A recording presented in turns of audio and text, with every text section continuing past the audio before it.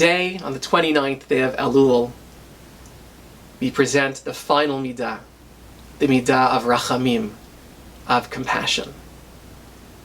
The Midrash source number 1 talks about how we're supposed to construct the world.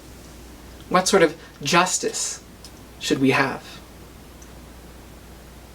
It bears out the idea that if a world was built strictly on compassion, on Rachamim, everyone perhaps would act poorly, because there would be no consequences for their actions. But a world of strict justice couldn't exist either. What we need in our lives is a balance between these two. To balance compassion with strict justice.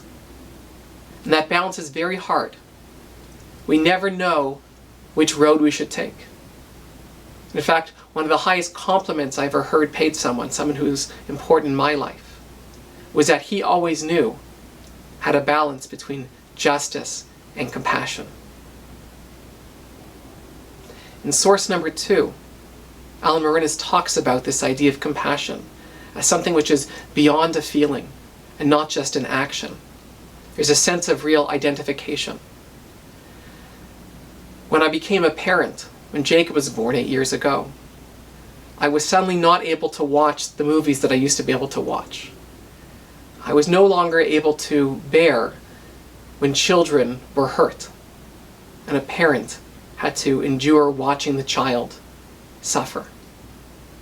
It was much harder for me to walk down the street and see baby possums lying there, abandoned.